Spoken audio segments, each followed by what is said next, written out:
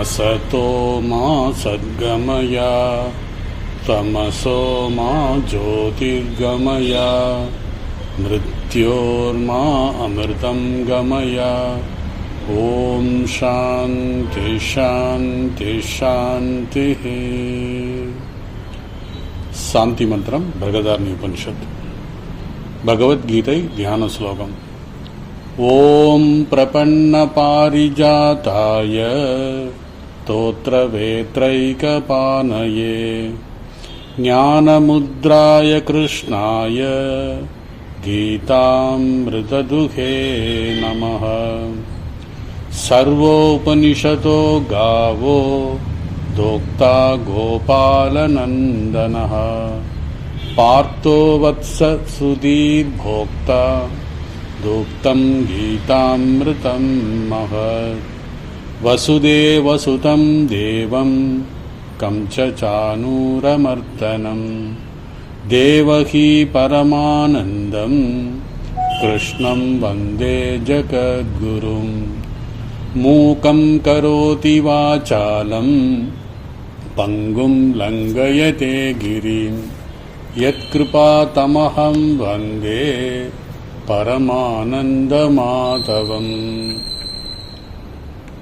பகவத்கீதை தியான யோகம் அல்லது ஆத்ம சம்யம யோகம். இன்னைக்கு 24வது ஸ்லோகம். தம் வித்யா.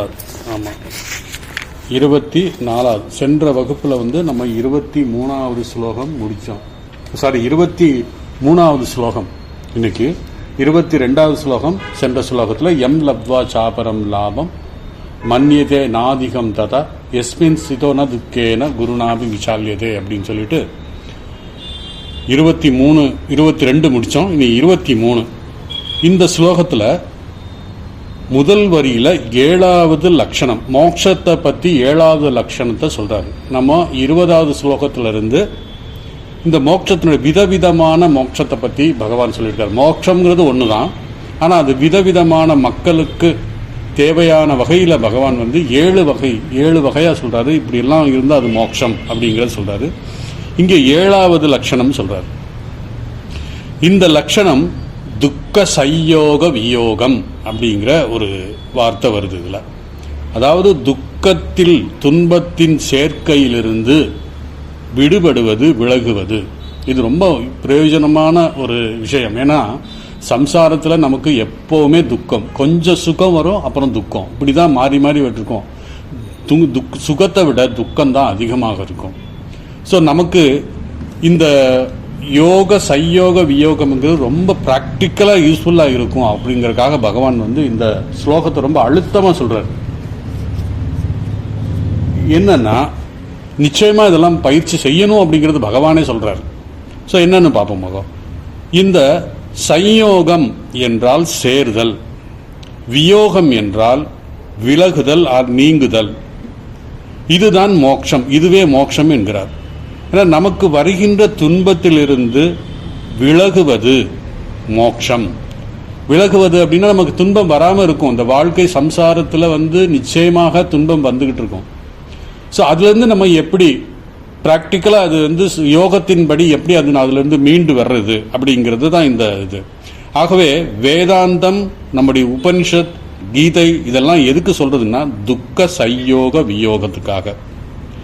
அப்போது நம்ம நினைப்போம் 70 வயசு ஆகலை, அதுக்கப்புறம் பார்த்துக்கலாம், கீதையோ அல்லது இதெல்லாம் படிக்கலாம் அப்படின்னு நினைக்கக்கூடாது. ஏன்னா 70 வருஷத்துக்கு அப்புறம் தான் நமக்கு துக்கம் வராது. துக்கம் எப்போ வேணாலும் வரும். எப்போ வேணாலும் வரும்னா வந்துக்கிட்டே இருக்குது, துக்கம் எப்போவுமே இருக்கும். அதனால் 70 வருஷத்துக்கு அப்புறம் நான் துக்கம் வந்தால் நான் பார்த்துக்கிறேன் அப்படின்னு சொல்ல முடியாது. அதனால தான் இது வெரி ப்ராக்டிக்கல். சுவாமி விவேகானந்தர் ப்ராக்டிக்கல் வேதாந்தத்திலே இது சொல்கிறாரு. இது வயசானதுக்கப்புறம் நம்ம பார்த்துக்கலாம் அப்படிங்கிற மாதிரி துயரத்துலேருந்து இதெல்லாம். அப்போது வேதாந்தம், கீதை, உபனிஷத்து என்ன சொல்கிறதுன்னா துயரத்திலிருந்து எப்படி நாம் விடுபடுவது, அதற்கான சாதனைகளைத்தான் இந்த 3 கிரந்தங்களிலும் பேசப்பட்டிருக்கிறது. உபனிஷத்தானாலும் சரி, கீதையானாலும் சரி, பொதுவாக வேதாந்தங்கள். இப்படி அந்த முதல் வரியில் 7வது லட்சணத்தை சொல்லிட்டு 2வது வரியில் அதோடைய பிரயோஜனம் எப்பேற்பட்ட மோட்சம் இது, எப்பேற்பட்ட பயிற்சி இது நம்ம செஞ்சால் நமக்கு எவ்வளோ பலனுள்ளதாக இருக்கும் என்று பகவான் இதில் சொல்கிறார், இந்த ஸ்லோகத்தில் சொல்கிறார். இப்படிப்பட்ட உபயோகம் இருக்கின்ற இந்த மோட்சம் நமக்கு வர வேண்டும் என்றால் நாம் தியானம் பழக வேண்டும். நமக்கு மிக மிக அவசியம். தியானத்தின் மூலமாகத்தான் நாம் இந்த மோட்சத்தை அடைய முடியும். ஸோ மோட்சத்தை பற்றி 20வது ஸ்லோகத்திலிருந்து சொல்லிக்கிட்டே வர்றார். 20வது ஸ்லோகத்தில் நமக்கு என்ன சொன்னார் அப்படிங்கிறது அவங்களுக்கு எல்லாருக்கும் தெரியும். 20வது ஸ்லோகத்தை எத்திர உபரமதே சித்தம், யாருடைய மனம் எங்கே பேரமைதியான மனம் உடையவர்களாக இருக்கிறார்களோ அவர்களே மோட்சம் அடைந்தவர்கள் என்று சொல்றார். ஸோ பொதுவாக மோட்சம் அப்படின்னா உயிர் பிரிஞ்சதுக்கு அப்புறம் தான் மோட்சம் அப்படிங்கிறது கிடையாது. நாம் இந்த உலகில் உயிரோடு இருக்கும் பொழுதே பேரமைதி அடைஞ்சுகின்ற மனத்தோடு இருந்தால் அதுவே மோட்சம் என்று பகவான் 20வது ஸ்லோகத்தில் 20லிருந்து 23வது வரைக்கும் விதவிதமான மோட்சம், 7 வகையான மோட்சம் அப்படிங்கிறத விதவிதமாக மோட்சத்தை பற்றி சொல்லிட்டு இருக்காரு. அதை அடைய வேண்டும் என்றால் ஒரே வழி தியானம். இவ்வாறு தியானத்தின் பலனை இந்த இடத்துல 23வது ஸ்லோகத்தில் இதோட சொல்லி முடிக்கிறார். 20ல் ஆரம்பித்து மோட்சத்தை பற்றி, அதாவது தியானத்தினுடைய பலன், இப்பேற்பட்ட பலன் கிடைக்கும் என்று 20வது ஸ்லோகத்தில் சித்த உபரமதே, சித்த உபரம அப்படிங்கிற மனது சொல்றாரு. அதாவது எத்திர உபரமத்தே சித்தம் அப்படின்னு சொன்னாரு. சித்தம் மனதை எப்படி அமைதிப்படுத்துவது, அந்த அமைதிப்படுத்துவது முழு அமைதி, பேரமைதியான மனமே மோட்சம் என்று 20வது ஸ்லோகத்தில் முதல் வரியில சொன்னார். அதுக்கப்புறம் 2வது வரியில பார்த்தீங்கன்னா ஆத்மன்யேவாத்ம, அதாவது எத்திர சைவாத்மனாத்மானம், சைவ ஆத்மனாத்மானம். இந்த ஆத்மனாத்மானத்தில் என்ன சொல்றாரு அப்படின்னா, எப்போ மனம்ங்கிற இந்த ஆத்மா பரமாத்மாவை தரிசிக்குதோ அதில் கிடைக்கின்ற திருப்தி, அதில் நமக்கு கிடைக்கும் திருப்தி அப்படிங்கிற மாதிரி சொல்றாரு. அந்த திருப்தியே மோட்சம். ஸோ ஆத்மாவால், அதாவது மனமென்ற ஆத்மா, ஜீவாத்மா பரமாத்மாவை தரிசனம் பண்ணும் பொழுது, பஷ்யன் அப்படின்னா தரிசனம் பண்ணும்போது கிடைக்கின்ற அந்த திருப்தி தான் மோட்சம். அப்படி அதான் ஆத்வைவ எத்திர சைவாத்மனாத்மானம் அப்படிங்கிறது சொன்னார். ஸோ ஆத்ம தரிசனத்தால் வருகின்ற திருப்தி. சம்சாரம் என்றால் என்ன? நம்மிடத்தில் நிறைவு இல்லாத அதிருப்தியாக இருப்பதுதான் சம்சாரம். மோட்சம் என்பது நம்மிடத்தில் நாம் திருப்தியாக பேரமைதியாக இருப்பதுதான் மோட்சம் என்று இந்த இதில் சொல்லிட்டார். அப்புறம் 20வது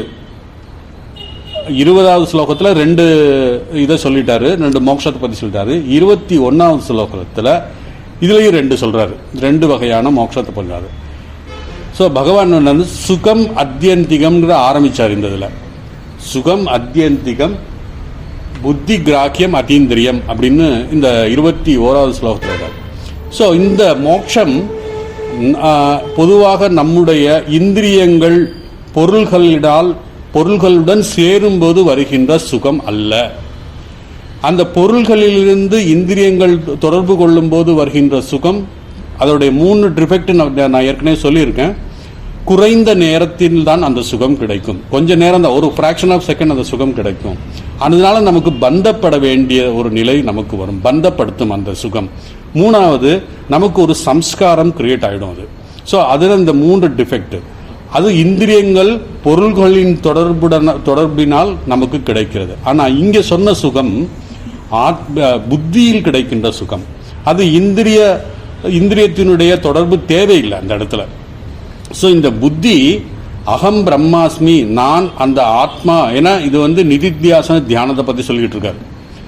நான் அந்த ஆத்மா என்ற ஞானத்தின் மூலமாக புத்தியிலே ஒரு வகையான ஆனந்தம் நமக்கு கிடைக்கும். அதைத்தான் மோட்சம். அதனால தான் இதுக்கு என்ன சொன்னா அதீந்திரியம். இந்த சுகம் புத்தியால் அனுபவிக்கக்கூடியது, ஆனால் இந்திரியங்களால் அனுபவிக்க முடியாது. அதனால அதீந்திரியம். புத்தி கிராக்கியம், புத்தியினால் அது உணர முடியும். அதாவது இந்த புத்தி எந்த இந்திரியங்களின் துணை இல்லாமல் நான் அந்த ஆத்மா என்ற அழிவற்ற அந்த ஆத்மா என்ற அறிவால் கிடைக்கின்ற சுகம் மோட்சம் என்று 21வது ஸ்லோகத்தில் முதல் வரியில சொல்லிட்டார். அதுக்கப்புறம் தத்துவ நிஷ்டா, தத்துவ நிஷ்டான்ங்கிறத இந்த 26வது ஸ்லோகத்தில் கடைசி தத்வதா அப்படின்றாரு. எப்படி? வேத்தி எத்திர ந சைவாயம் ஸ்தித சலதி தத்வதா அப்படின்னு சொல்லிட்டார். ஸோ இந்த சுகம், அதாவது இந்த 4வது தத்துவ நிஷ்டாகிறது, நான் ஆத்மா என்ற நிஷ்டையில் இந்த உலக சுகம் அவனை ஈர்க்காது. எப்போ சாதாரணமாக நமக்கு இந்த உலக சுகமோ துக்கமோ ஒருவனுக்கு ஈர்க்காது அப்படின்னா அவர் அந்த தத்துவ நிலையில் இருக்கணும். அதாவது நிதித்தியாசன தியானம் நம்ம எதுக்கு சிரவண மனன நிதித்தியாசனம், இது நிதித்தியாசன தியானம்னால் அந்த ஆத்ம ஞானத்தோடு நாம் தியானம் பண்ணுறோம். ஸோ அந்த இடத்துல நமக்கு இந்த உலக சுகம் நம்மை ஈர்க்காது. சாதாரணமாக சுகம் நம்முடைய நிஷ்டையை களைத்துவிடும், வீழ்த்திவிடும், மனதில் விக்ஷேபத்தை கொடுக்கும். ஆனால் இந்த சாதகன், இந்த யோகி தத்துவ நிஷ்டையில் அகம் பிரம்மாஸ்மி அப்படிங்கிற அந்த ஞானத்தோடு எந்த சுகமும் அவனை தொடாது, ஈர்க்காது. இதுவே மோட்சம் அப்படின்னு சொல்றாரு. இது இப்படி 2 மோட்சத்தை பற்றி சொல்லிட்டாரு. அதுக்கப்புறம் அஞ்சாவது எம் லப்வா சாபரம் லாபம், அதாவது நிரபிசய லாபம் அப்படிங்கிறத நம்ம பார்த்தோம். நிரபிசய லாபம்னா நாம் வாழ்க்கையில் எதை ஒன்றை அடைந்தால் அதற்கு மேல் அடைவதற்கு ஒன்றுமில்லை என்ற உணர்வு வருகிறதோ, அந்த நாட்டம் வருகிறதோ, எதை ஒன்றை அடைந்தால் அதற்கு மேல் அடைய எந்த ஒரு நாட்டமும் இல்லாமல் வருகிறதோ அதுவே மோட்சம். எம் லப்வா சாபரம் லாபம் மன்யதே, உணர்கிறானோ, ந அதிகம் ததா, அதை அந்த சுகத்தை விட வேற எந்த சுகமும் எனக்கு கம்பேரே பண்ண முடியாது, எந்த லாபமும் நமக்கு இல்லை என்ற நிலை வருவது அதுதான் மோட்சம். பொதுவாக இந்த உலகத்தில் நாம் எதை அடைந்தாலும் அதற்கு மேல் அடைவதற்கு ஏதாவது ஒன்று இருக்கும். அதுதான் ஸ்கோப், அப்படித்தான் வச்சிருக்காரு பகவான். ஆனால் இந்த மோட்சம் அடைந்தால், இந்த மோட்சம் உணர்ந்தால் என்ன, ஒன்றை அடைந்தல், அதாவது இந்த மோட்சம் என்ற ஒன்றை அடைந்து விட்டால் மனதில் மீண்டும் ஒன்றை அடைய வேண்டும் என்ற எண்ணமே நமக்கு வராது. அப்படின்னா எந்த தூண்டுதலும் இருக்காது. இதுவே ஒரு மோட்சம் அப்படின்னா. அதனால தான் ஆங்கிலத்தில் ஒரு பழமொழி சொல்லுவாங்க, everybody is driving, nobody is arriving. Driving and arriving, எல்லாருமே வாழ்க்கை பயணத்தில் போயிட்டு இருக்காங்க. ஏன்? அந்த டிஸ்சாட்டிஸ்ஃபேக்ஷன், எனக்கு இன்னும் போய்கிட்டே இருக்கிறதுனால என்ன ஆகுது அப்படின்னா அந்த டெஸ்டினேஷனுக்கு யாரும் போய் சேர முடியல. கடைசி அவனுக்கு தோல்வி தான் வருது. ஆனால் இந்த மோட்சத்தில் இதுக்கு மேலே ஒன்றும் இல்லை அப்படிங்கிற உணர்வு வரும் பொழுது நமக்கு சாஸ்வதமான அந்த சுகம் நமக்கு கிடைக்கிறது. அதான் எம் லப்வா சாபரம் லாபம் மன்யதே நாதிகம். இங்கு பகவான் எதை ஒன்றை அடைந்தால் வேறு எதுவும் அடைய வேண்டாம் என்ற நினைப்பு வருகிறதோ அதுவே மோட்சம் என்று சொல்லிட்டாரு. அப்புறம் 6வது மோட்சம் எதை சொன்னார்னா 2வது வரியில ந துக்கேன குருநாபி விசால்யது. அப்போ என்ன குருநாபி விசாலன, துக்கேன அவிச்சலனம் அப்படிங்கிற ஒரு கருத்தை நம்ம பார்த்தோம். இதற்கு நம்முடைய மனதில் எவ்வளவு துக்கம் வந்தாலும் அதனால் பாதிக்கப்படாமல் இருப்பது மோட்சம் அப்படிங்கிற கடைசி, ஏதாவது சென்ற வகுப்பில் நம்ம பார்த்தோம். பொதுவாக நாம் 2 நிலையில் நம்முடைய நிஷ்டையிலிருந்து வீழ்ந்து விடுவோம், வழுவி விடுவோம். அதிகமாக சுகம் வந்தாலும் அதிகமாக துக்கம் வந்தாலும் நாம் நிஷ்டையிலிருந்து வழுவி விடுவோம். ஏன்? நமக்கு அந்த ஞான நிஷ்டையாக, அதாவது நிஷ்டை உறுதியாகாதனால அப்படி இருக்கு. ஒன்ஸ் உறுதி ஆயிடுச்சு அப்படின்னா அந்த நிஷ்டையிலிருந்து வலுவாமல் இருக்கும். எப்பேற்பட்ட சுகம் வந்தாலும் எப்பேற்பட்ட துக்கம் வந்தாலும் அதிலிருந்து வீழ்ந்து விடாமல் இருப்போம்.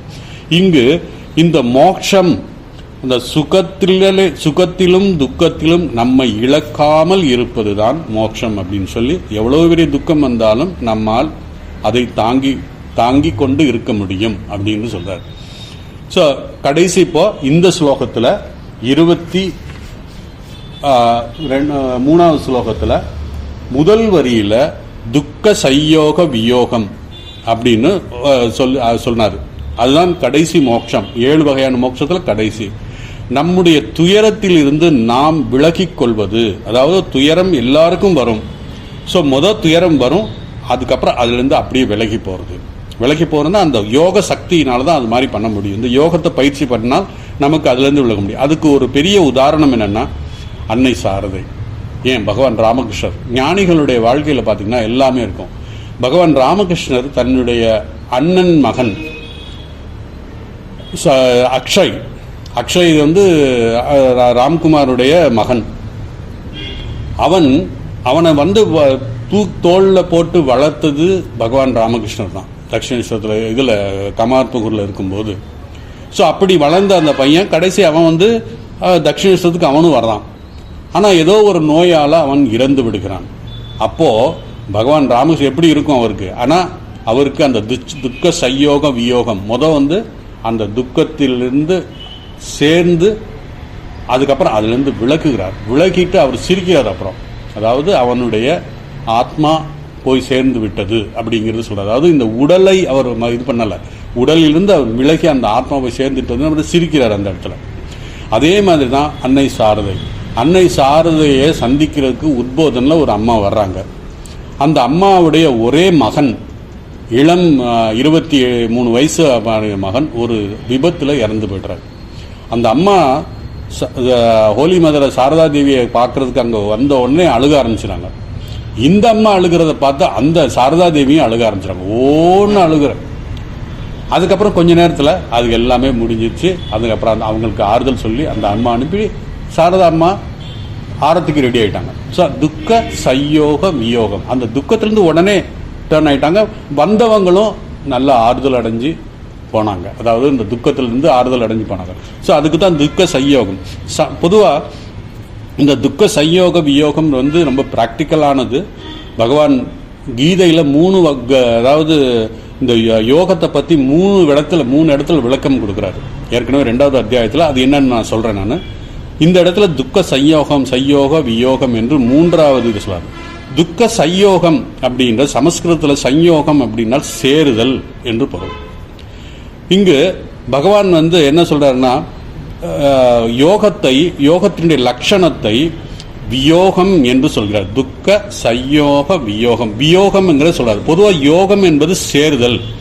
யுஜ்ஜுங்கிற வார்த்தையை வச்சுக்கிட்டு, யுஜ்ஜுங்கிற தாதுல இருந்து வந்த வார்த்தை இது. அதனால யுஜ் என்றால் சேருதல்.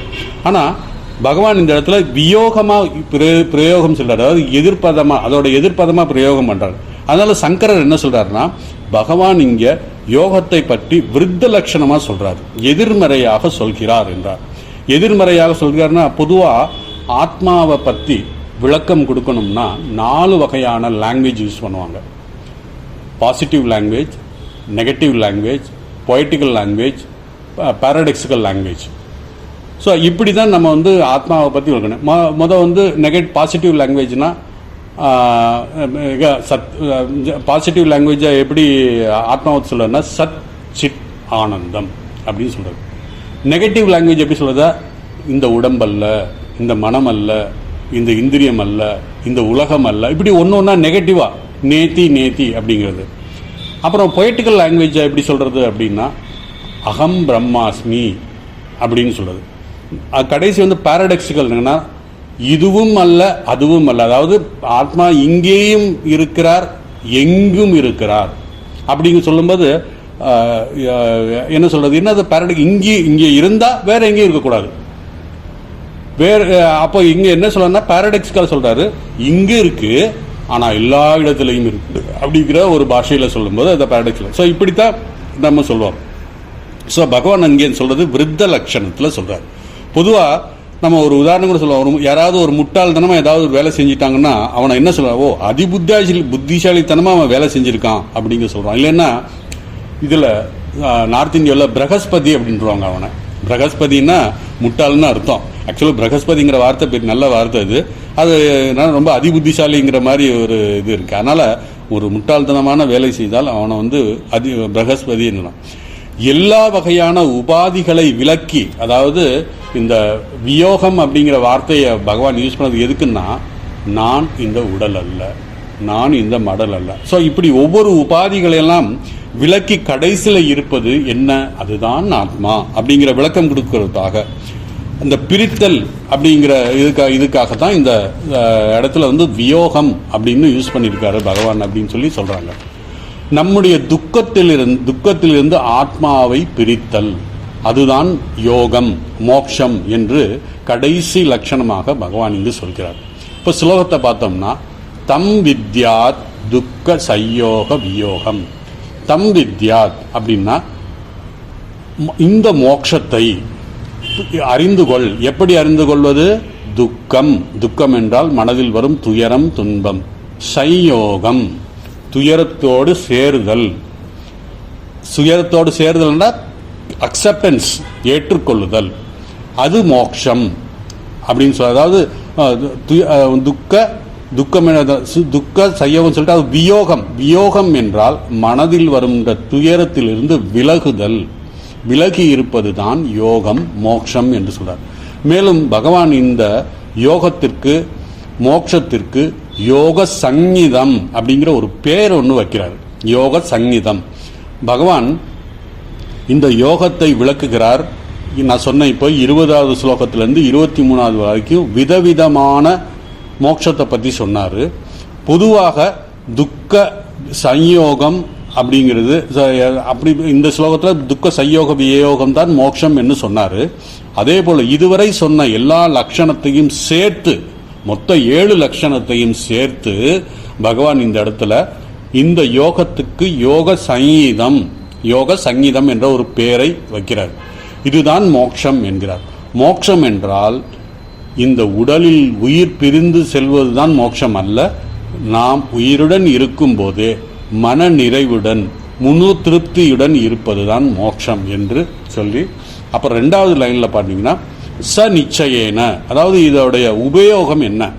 இந்த 7 வகையான லட்சணங்களை மோட்சத்தை பற்றி சொன்னோமே, அதனுடைய உபயோகம் என்ன?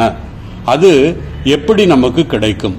தியானத்தின் மூலம்தான் நமக்கு இது கிடைக்கும். ஆகவே இதை நாம் பயிற்சி செய்ய வேண்டும். இந்த இடத்துல 2வது லைன்ல பார்த்தீங்கன்னா ச நிச்சயேன. இந்த இடத்துல ச அப்படின்னா இந்த யோகத்தை, அதாவது இந்த தியான யோகத்தை, தியானத்தை சொல்ற நிச்சயேன, நிச்சயமாக, நிச்சய புத்தியோடு, யோக்தவ்யம், பயிற்சி செய்ய வேண்டும் அப்படின்னு சொல்றாரு. நிச்சயேன என்றால் நம்பிக்கையோடு, உறுதியோடு என்று பொருள் நமக்கு எடுக்கலாம். அடுத்து யோக அனிர்விண்ண சேதசா. இந்த யோகம் என்பது, இந்த தியானம் என்பது அனிர்விண்ண சேதசா. எப்படிப்பட்ட மனதுடன் செய்ய வேண்டும் என்றால் விடாமுயற்சியுடன் தொடர்ந்து நாம் பயிற்சி செய்ய வேண்டும். அனிர்விண்ண சேதசா என்பதற்கு பல பொருள், பல விளக்க ஆசிரியர்கள் சொல்றாங்க. என்னன்னா, இந்த அனிர்விண்ண சேதசாம் என்றால் நமக்கு, அதாவது பல பொருள். பொதுவாக ஒரு செயலை நாம் செய்கிறோம் என்றால் அதிலிருந்து நமக்கு பலன் கிடைக்கும் என்ற எதிர்பார்ப்போடு நாம் செய்வோம். அது நமக்கு ஜென்ரல். இது யாரும் எந்த ஒரு செயல் செய்தாலும் எனக்கு என்ன பலன் கிடைக்கும் என்று அவங்க அதிலிருந்து போயிடுவாங்க. அது அந்த அந்த அந்த செயலிலிருந்து பலன் கிடைக்கும் என்று தெரியறதுனால, நிச்சயமா அதில் பலன் கிடைக்கும்னால எப்பேற்பட்ட கடினமாக இருந்தாலும் அந்த செயலை நாம் செய்வோம். அதனால்தான் அதனால நம்ம அந்த செயலை செய்வோம். ஆனால் அந்த தியானம் அப்படிங்கிற செயலுக்கு பலன் எப்போது வரும் என்று நாம் சொல்ல முடியாது, தெரியாது. அதிக காலம் ஆகலாம். அதே நேரத்தில் தியானம் ஆரம்பிக்கும் போது, நான் சொல்லிட்டேன், இந்த 6வது அத்தியாயத்துக்கு நம்ம வந்துட்டோம்.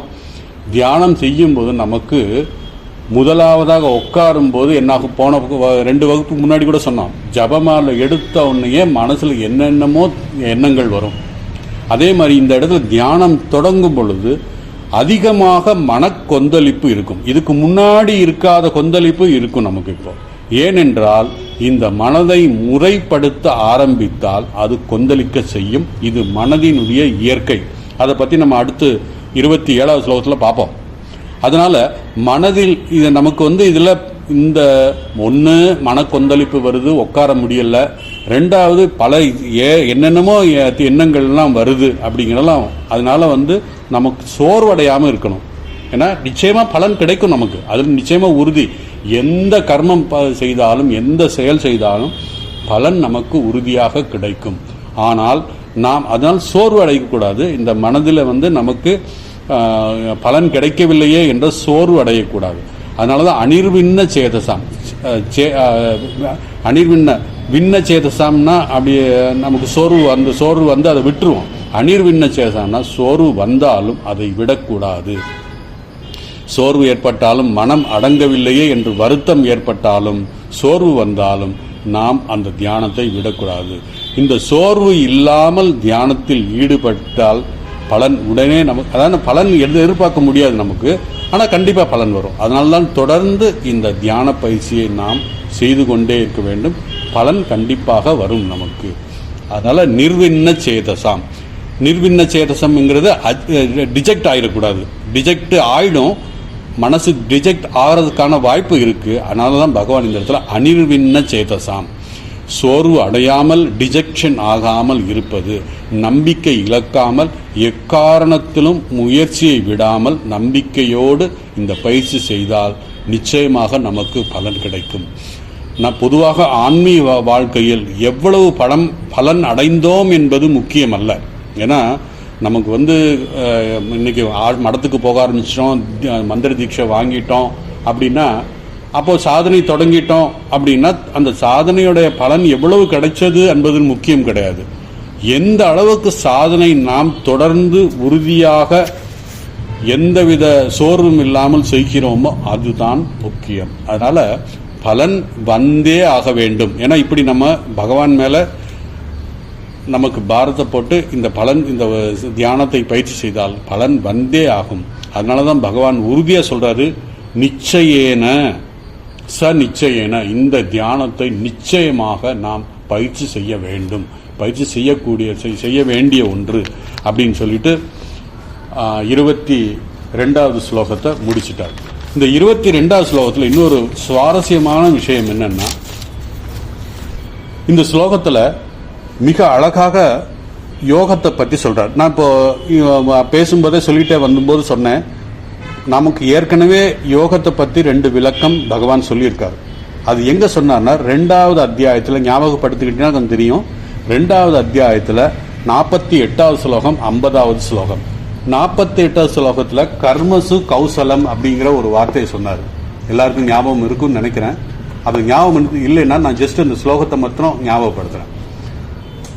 புத்தியுக்தா ஜெகாதீக உபே சுகிருதே துஷ்கிருதே தஸ்மாத் யோகாய யுஜஸ்வ யோக கர்மசு கௌசலம். யோகம் என்பது திறமையாகவும் திறன்பட செய்வது. அதாவது அந்த யோகத்தை எப்படி எஃபெக்டா செய்யறது அப்படிங்கறதான், நம்முடைய கொடுத்த செயல்களை எப்படி எஃபெக்டா செய்யறது அப்படிங்கறது யோகம்ங்கிறத கர்மசு கௌசலம் அப்படின்னு சொன்னார். அதாவது இந்த ஸ்லோகத்துல பகவான் நமக்கு விளக்கத்தை கொடுத்தாரு, எப்படி கர்மசு கௌசலம், புத்தி யுக்தா ஜிகாதிகன்னு சொல்லி சொன்னார். இங்கு யோகம் என்பது நமக்கு இருக்கும் கர்மத்தை, நமக்கு வந்த கர்மத்தை, நம்ம எந்த ஆசிரமத்தில் இருக்கோமோ, பிரம்மச்சரிய ஆசிரமோ அல்லது கிரகஸ்த ஆசிரமோ அல்லது வானப்பிரசாதம், எந்த ஆசிரமத்தில் இருந்தாலும் நமக்கு வந்த கர்மத்தை நாம் எப்படி சாமர்த்தியமாக திறமையாக செய்வது, இதுதான் கர்மசு கௌசலம். அது மட்டுமல்ல, இந்த யோகிகள் தான் செய்கின்ற செயலை குறைந்த நேரத்தில் மிக திறமையாக மனதை முழுவதும் அதில் குவித்து விரைவில் செய்து முடிப்பார்கள். இதைத்தான் விளக்குகிறார். இந்த கர்மசு கௌசலம் என்பது அதுதான் பொருள். இதுக்கு உதாரணம் சுவாமி விவேகானந்தருடைய வாழ்க்கையில் நடந்த ஒரு சம்பவம். என்னன்னா, சுவாமி விவேகானந்தர் தங்கள் மேல்நாட்டில் இருந்தப்போ அவர் இந்த சொற்பொழிவில் நிறைய சொற்பொழிவு செய்தார். அதாவது சர்வசமய சபையில் கலந்துக்கிட்டதுக்கு அப்புறம் 4.5 வருஷம் மேலை நாட்டில் இருக்காரு. அப்போ பல இடத்துல சொற்பொழிவு செய்கிறார். அப்போ அந்த சொற்பொழிவு செய்து ஒரு நாள் சுவாமி விவேகானந்தருடைய நண்பர்களோடு ஒரு வாக்கிங் போறாங்க. எல்லாரும் வாக்கிங் போயிட்டு திரும்பி சாயங்காலம் அவருக்கு, அதாவது ஒரு 3 o'clock வாக்கில் போறாங்க. ஈவினிங் 5 o'clock அவருக்கு ஒரு சொற்பொழிவு இருக்கு. ஸோ அதனால சுவாமி விவேகானந்தர் பொதுவாக மறந்துடுவார். இந்த சென்ஸ், ஏதாவது ஒரு விஷயத்தை எடுத்துக்கிட்டோம்னா அந்த விஷயத்திலே மூழ்கி விடுவார். அதனால அவர்களுடைய நண்பர்கள், கூட போன நண்பர்கள், சுவாமிஜி உங்களுக்கு சொற்பொழிவு இருக்கு அப்படிங்கிற ஒரு இது சொல்லுவாங்க. இதுதான் இந்த சம்பவம் நடந்தது. இப்படி வாக்கிங் போயிட்டே இருக்காங்க. போயிட்டு இருக்கும்போது ஏதோ ஒரு விஷயத்த 2 பேரும் எல்லாரும் பேசிட்டே போறாங்க. திடீர்னு ஒரு நண்பர், சுவாமிஜி நேரம் ஆயிடுது, நம்ம திரும்பி போனா தான், இப்போ திரும்பி நடந்தா தான் நம்ம அந்த அரங்கத்துக்கு போய் சேர முடியும், உங்களுக்கு சொற்பொழிவு இருக்கு அப்படின்னு சொல்லி சொல்றாரு. ஏன்னா அவர் அந்த விஷயத்திலே மூழ்கி இருந்து விடுவார். அதனால அவங்கள ஞாபகப்படுத்தணும். ஸோ நண்பர்கள் ஞாபகப்படுத்தணும்னா சுவாமி விவேகானந்தர் திரும்பி நடக்க ஆரம்பிச்சிட்டார். அதாவது அரங்கத்தை நோக்கி போயிட்டு இருக்கார். அப்படி அரங்கத்துக்கு போறதுக்கு முன்னாடி, அதாவது மேடையில் ஏறுறதுக்கு முன்னாடி அவருடைய ட்ரெஸ் சேஞ்ச் பண்ணணும். அதாவது அவருடைய கிரீன் ரூம் இருக்கு. எப்படின்னா அந்த அரங்கத்தினுடைய 3வது மாடியில் அவருடைய கிரீன் ரூம் இருக்கு. அதாவது அவருடைய தங்குற ரூம், அவருடைய ட்ரெஸ் சேஞ்ச் பண்ற இடம் இருக்கு. அவர்களோட கூட வந்திருந்த நண்பர்களும் அவருக்கு சுவாமி விவேகானந்தர் தங்கியிருந்த அடுத்த ரூம்ல தங்கியிருக்காங்க அவங்க எல்லோரும். ஸோ எல்லாருமே திரும்பி வர்றாங்க. திரும்பி வந்துட்டு அந்த நேரம் வந்த உடனே சுவாமி விவேகானந்தர் அந்த மேடையில் ஏறுறத பார்த்தாங்க. அப்போ கூட இருந்த நண்பர்கள் ஆச்சரியப்படுறாங்க. என்னடா நம்ம கூட தான் வந்தாரு, எல்லோரும் தான் எல்லாரும் வந்தாங்க, அந்த அரங்கத்துக்கு வர்றதுக்கு முன்னாடி இவ்வளவு வேகமாக சுவாமி விவேகானந்தர் அவர் ரூமுக்கு போய் அந்த ட்ரெஸ் சேஞ்ச் பண்ணிட்டாருன்னா, சொற்பொழிவு நேரத்தில் அவர் தலப்பா மாதிரி கட்டியிருப்பாரு, அவர் கோட் மாதிரி போட்டுருவார்.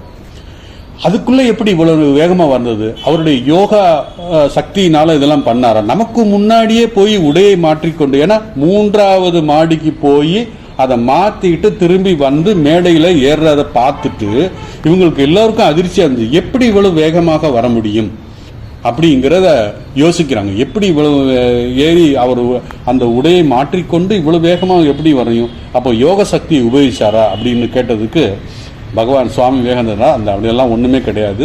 அது பொதுவாக மகான்கள் அது சொல்றாரு, ஜென்ரலா சொல்றாரு, எந்த செயலாக இருந்தாலும் மகான்கள், அதாவது அந்த உயர்ந்த நிலையில் ஆன்மீக நிலையில் இருக்கிறவர்கள், அவர்களுக்கு புத்தி மற்றும் சக்தியை ஒன்று சேர்த்து அந்த செயலை சாமர்த்தியமாக திறமையாக செய்து முடிப்பார்கள். செயல்களில் சாமர்த்தியமாக திறமையாக செய்வது என்பது ஒரு விளக்கம்.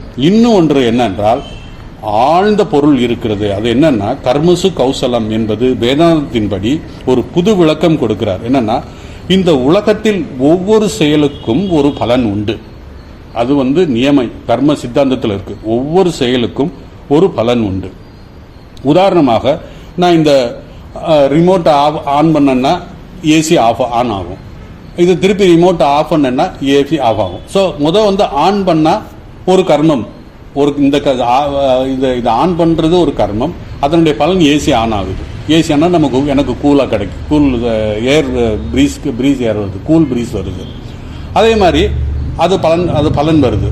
ரெண்டாவது இதை ஆஃப் பண்ணா அது நின்று போயிடும், அது ஒரு பலன். இப்படி ஒவ்வொரு கர்மத்துக்கும் ஒரு பலன் உண்டு. சே ஃபார் எக்ஸாம்பிள், ஒருவர் 10 வகையான செயல்கள் செய்கிறார் என்றால் அவர்களுக்கு 10 வகையான பலன் கிடைக்கும். ஆனால் இந்த மகான்கள் யோகிகள் 10,000 வகையான செயல்கள் செய்தாலும் அவர்களுக்கு ஒரே ஒரு பலன் மட்டும்தான் வேண்டும். அது என்ன பலன் என்றால், இந்த யோகிகளுக்கு இத்தனை செயல்கள் செய்தாலும் ஒரே ஒரு பலன் தான் அவர்கள் எதிர்பார்க்கிறார்கள். அந்த பலன் இறைவனை அடைய வேண்டும். எந்த கர்மம் வேணாலும் நான் செய்கிறேன், ஆனால் பகவான் அடையணும், அதுதான் என்னுடைய நோக்கம். வேற எந்த நோக்கமும் அவர்களுக்கு இருக்காது. அதைத்தான் இங்கே சொல்றாரு, இந்த மகான்கள் 10,000 வகையான கர்மங்களை செய்தாலும் செயல்கள் செய்தாலும் அதனிடமிருந்து ஒரே ஒரு பலன்கள் தான் எதிர்பார்ப்பார்கள். அந்த பலன் இறைவனை அடைவது, இறைவனை பெறுவது மட்டும்தான் பலனாக விரும்புகிறார்கள். நான் யார் என்று தெரிந்து கொள்வதுதான் அதனுடைய பலன். நானே அந்த பிரம்மம் என்று தெரிந்து கொள்வதுதான் அதனுடைய நோக்கம். அதை அடைய விரும்புகிறார்கள். இதைத்தான் கர்மசு கௌசலம் என்று ஏற்கனவே 2வது அத்தியாயத்தில் பகவான் இதை சொன்னது தான் நான் உங்களுக்கு ஞாபகப்படுத்துகிறேன். அதுக்கப்புறம் 48வது ஸ்லோகம் 2வது அத்தியாயத்தில், அது 2வது விளக்கம், யோகத்தினுடைய 2வது விளக்கம் அவர் சொல்றார். யோகஸ்த குரு கர்மாணி சங்கம் தெக்துவா தனஞ்சயா சித்த சித்தோ சமோபூத்வா சமத்துவம் யோகம் உச்சதே. இந்த யோக பயிற்சியினால் முதலாவதாக நமக்கு திறமையாக செய்ய முடியும் காரியங்கள், அதே நேரத்தில் இறைவனை அடைய முடியும். அதாவது அதோடைய பலனாக இறைவனுடையும். 2வது விளக்கம் என்னன்னா சமத்துவ புத்தி கிடைக்கும். அதாவது இன்பம் துன்பம், நல்லது கெட்டது, பிறப்பு இறப்பு, எதிர்ப்பு, எல்லா சூழ்நிலைகளும் எந்த சூழ்நிலையாக இருந்தாலும் இந்த யோகி சாதகன் இறைவனை மட்டுமே நினைத்து கொண்டிருப்பான், இறைவனை மட்டும்தான் எதிர்பார்த்து கொண்டிருப்பான். இதைத்தான் சமத்துவம் என்கிறார்கள். அதாவது முழுமையான நிறைவான அமைதி அப்படிங்கிறது சொல்றார் இந்த யோகத்தினுடைய விளக்கம். இந்த நிலையில் இறைவனின் சிந்தனையில் இருந்து மாறாமல், அதாவது எந்த சூழ்நிலையிலும் இறைவனுடைய சிந்தனையிலிருந்து மாறாமல் சமத்துவமாக இருப்பான். இந்த சாதகன் யோகி எந்த சூழ்நிலையாக இருந்தாலும் அது ஏற்றுக்கொண்டு அவனுடைய மனதில் எந்த கொந்தளிப்பும் தவிப்பும் இல்லாமல் ஆன்மீக முன்னேற்றத்தில் மட்டும் இருப்பான் அவன். இதைத்தான் சமத்துவம் யோக இச்சதே என்று 42வது அத்தியாயத்தில் 48வது ஸ்லோகம், இந்த அமைதியே ஆனந்தமே மோட்சம் அப்படின்னு சொன்னார். 3வது விளக்கமாக தான் இந்த ஸ்லோகத்தில் 26வது அத்தியாயத்தில் 23வது ஸ்லோகத்தில் பகவான் சொல்றார். 6வது அத்தியாயத்தில் தான் நம்ம இது பார்த்துக்கிட்டு இருக்கோம். 23வது ஸ்லோகத்தில் துக்க சய்யோகம் வியோகம் அப்படிங்கிறத சொல்றார். இந்த துக்க சய்யோக வியோகம் யோகத்தின் விளக்கம் நம்ம ஏற்கனவே இப்ப நான் சொன்னேன். அது இப்போ இதோட விளக்கம் இந்த இடத்துல வேற ஒரு மாதிரி சொல்றாரு. இதை 3வது விளக்கமாக பகவான் சொல்கிறார். தம் வித்யாத் துக்க சய்யோக வியோகம் ச நிச்சயேன சம்வித்யா துக்க சய்யோக வியோகம் யோக சங்கீதா ச நிச்சயேன யோக்தவ்யம் யோக அணிவிண்ட சேதசாம். இந்த நிலையில் தான் நாம் உண்மையான யோகம் என்று, இந்த நிலையை நாம் உண்மையான யோகம் என்று அழைக்கிறோம். எந்த நிலையில் என்றால் இந்த இதுக்கு விளக்கம் சொல்கிறார்கள். துக்க சய்யோகம். இந்த யோகிகளுக்கு எப்படிப்பட்ட பேர் ஆபத்து வந்தாலும், உடலிலோ அல்லது மனதிலோ, என எப்பேற்பட்ட ஒரு எதிர்பாராவிதமான ஆபத்துக்கள் வந்தாலும் அதனால் எந்த பாதிப்பும் இல்லாமல் சாதாரணமாக இருப்பார்கள். எப்படி என்றால், தாமரை இலையில் தண்ணீர் ஓடுவது போல, தண்ணீர் ஒட்டாம அந்த தாமரை இலையில் தண்ணீர் ஓடிடும். அதுபோல எப்பேற்பட்ட இன்ப துன்பங்கள் வந்தாலும் அவர்களை எந்த பாதிப்பும் ஏற்படாது. இதுதான் இந்த யோகத்தினுடைய பலன். இதன் பொருள், அவர்கள் இறைவனிடம் ஐக்கியமாகி இருப்பவர்கள். எல்லா சூழ்நிலையிலும் அவர்கள் ஆனந்தமாக இருப்பார்கள். காரணம், அவர்களுடைய உடல் மனதுடன் அடையாளப்படுத்திக் கொள்வதில்லை. பொதுவாக நம்ம நான் இந்த உடல், நான் யார் அப்படின்னா என் பேர் சொல்லுவோம், இந்த உடல் மனம் அதை பற்றி தான் நம்ம அடையாளம் பண்ணிடுவோம்.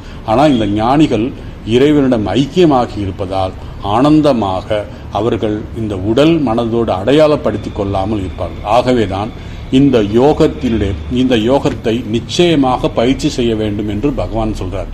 அதனால ச நிச்சயேன யோக்தவ்யம் யோகோ அனிர்விண்ண சேதசாம். நிர்விண்ணம் என்றால் மன அழுத்தம், அனிர்விண்ணம் என்றால் மனம் எந்த கொந்தளிப்பு இல்லாமல் பேரமைதியாக இருப்பது. எந்த விதமான அழுத்தமோ கொந்தளிப்போ மன இறுக்கமோ இல்லாமல் இருப்பதுதான் அனிர்விண்ண சேதசம். எப்பொழுதும் ஆனந்தமாக இருப்பான். எப்படி என்றால், அவர்கள் இறைவனுடைய சாநியத்தில் இருப்பதால், இறைவனை நோக்கி முன்னேறி கொண்டே இருப்பதால் அந்த ஆனந்தத்தை அனுபவிக்கிறார்கள். இதைத்தான் பகவான் ராமகிருஷ்ணன் ரொம்ப அழகா சொல்வாரு. நம்ம கடற்கரையை நோக்கி செல்ல செல்ல அந்த கடற்கரையினைய குளிர்ந்த காற்றை அனுபவிக்கலாம். ஸோ பக்கத்தில் இன்னும் போனோம்னா இன்னும் நல்ல காற்று, நமக்கு அந்த குளிர்காற்று நம்ம அனுபவிக்கலாம். ஸோ கடற்கரை நோக்கி, அதுபோல இந்த யோகிகள், இந்த ஞானிகள் இறைவனை நோக்கி போக போக அவர்களுடைய ஆனந்தத்துக்கு எல்லையே இல்லாமல் ஆனந்தமாக இருப்பார்கள். இதை முன்னேறி கொண்டிருக்கும் போது எந்த அளவுக்கு முன்னேறமோ அந்த அளவுக்கு அவர்கள் ஆனந்தத்தை அனுபவிப்பார்கள். இந்த சாதகன் யோகி இந்த யோக பயிற்சியால் தான் இந்த யோக பயிற்சியால் மட்டும் அவன் ஆனந்தத்தை அடைவதல்லாமல், அவன் மட்டும் ஆனந்தம் அடைவதில்லாமல் அவனை சுற்றி உள்ளவர்களையும் ஆனந்தப்படுத்துவார்கள், ஆனந்தத்தை கொடுப்பார்கள். ஆனந்தத்தை உணர முடியும் மற்றவர்கள். அவர்கள் இருக்கும் இடத்தில் ஆனந்தம் பெருகும். அங்கு யார் வேண்டும் என்றாலும் அந்த ஆனந்தத்தை பெறலாம். அதாவது ஏழை, பணக்காரன், திருமணமானவர்கள், ஆகாதவர்கள், நோயாளிகள், யார் வந்தாலும் அந்த சூழ்நிலையில் எல்லோரும் ஆனந்தம் அடைவார்கள். ஏனென்றால் அவர்கள் அந்த ஆனந்தத்தை அவர்கள் பெற்றிருக்கிறார்கள். அவர்கள் இருக்கும் இடத்தில் அவரை சுற்றி அந்த ஆனந்தம் இருக்கும். அதனால தான் பகவான் ராமகிருஷ்ணர் ஏன் இவ்வளவு பேர் பார்த்தாங்க. அவரை அவர் இதில் இருக்கும்போது, தட்சிணேஸ்வரத்தில் இருக்கும்போதும் சரி, அது காசிப்பூர் கார்டனுக்கு வந்ததும் சரி, எத்தனை பேர் சந்திக்க. ஒன்றும் இல்லை, நம்மளே சாதுக்களை சந்திக்க போகிறோம். பெரிய மகான்கள் யாராவது வந்தாங்கன்னா சந்திக்க போகிறோம். மகா பெரியவாள்லாம் வரும்போது நிறைய பேர் சந்திக்க போவோம். ஏனென்றால் அவர்கள் இந்த உலகத்தினுடைய நன்மைக்காக தான் பெற்ற இன்பம் பெருகை வையகம் என்று சொன்ன மாதிரி தான் ஆனந்தத்தில் இருக்காரு, இந்த ஆனந்தத்தை எல்லோருக்கும் கொடுக்க வேண்டும் என்று. அதனாலதான் இந்த நம்முடைய ஆரத்திரிகம் பாட்டில் பார்த்தீங்கன்னா சுவாமி விவேகானந்தர் எழுதுறாரு, பிராணார்ப்பண ஜெகத தாரண.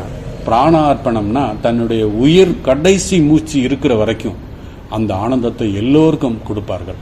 அதான் ஜெகத தாரண அப்படின்னு சொன்னார். இந்த பிராணார்ப்பண தன்னுடைய உடலில் கடைசி மூச்சு இருக்கும் வரை இந்த உலகத்தை பாதுகாப்பார்கள். ஜெகத தாரணம்னா ஜெகத்தை தாங்கிறதுன்னு அர்த்தம். இந்த இடத்துல ஜெகத்தில் உள்ள மக்களை ஆனந்தப்படுத்துவது, அவர்களுக்கு என்ன இந்த சம்சாரத்தில் துன்பத்தை தவிர வேற எதுவும் இல்லை, அதனால அவர்களுக்கு அந்த ஆனந்தத்தை கொடுப்பது என்றுதான் பகவான் சொல்றார். இதே மாதிரி புத்தருடைய வாழ்க்கையில் நடந்த ஒரு விஷயம். புத்தர் அவருடைய நிர்வாணம், அதாவது அந்த சரீரத்தை விடுறதுக்கு தயாராயிட்டாரு. அப்போ அவருடைய சீடன் ஒருவன், அதாவது ஆனந்து தான் கூடவே இருக்காரு. புத்தர் கடைசி காலத்துல அவருக்கு சேவை செய்து ஆனந்தன் அப்படிங்கிற ஒரு பிக்கு கூடவே இருக்காரு. எல்லாருக்கும் தெரியும் உங்களுக்கு இதெல்லாம். ஆனா கடைசி சனாதனன் அப்படிங்கிற ஒரு சீடர் ரொம்ப நாள் ஆச்சு புத்தருடைய சொற்ப இதெல்லாம் கேட்டு சத்சங்கம்லாம் பண்ணி ரொம்ப நாள் ஆச்சு.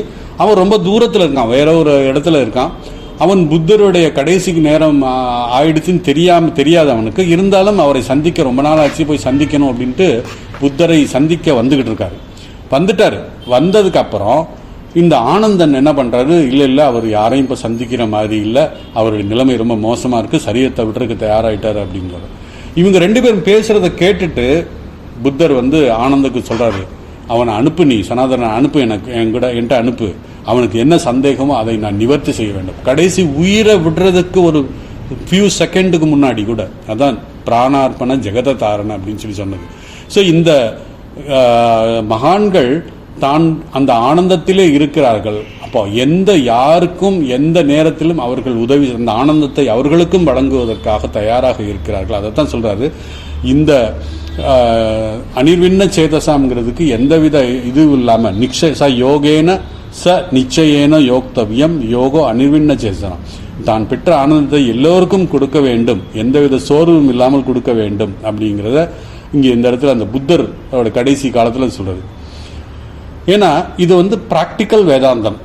அதாவது சுவாமி விவேகானந்தர் பிராக்டிக்கல் வேதாந்தத்தை சொல்லும் போது சொல்றாரு, இந்த துக்க சயோக வியோகம், இந்த யோகத்தில் பயிற்சியின் மூலமாக ஒருவன் மிக சிறந்த மனிதனாக இருப்பான். ஒன்றும் இல்லை, ஒரு ஓவியன் ஆன்மீகத்தில் இருந்து இந்த பிராக்டிக்கல் வேதாந்தத்தை, இந்த யோகத்தை பயின்றால் அந்த யோக நிலையில், அதாவது அந்த ஓவியர் ஆன்மீக இந்த நிலையை அடைந்தவன் அவன் மிகச்சிறந்த ஓவியத்தை இந்த உலகத்துக்கு தர முடியும். எப்படி? அவன் துக்க சயோக வியோகம், அவன் ஆனந்தத்தில் இருப்பான், அந்த எந்த துக்கமும் அவனை அணுகாது.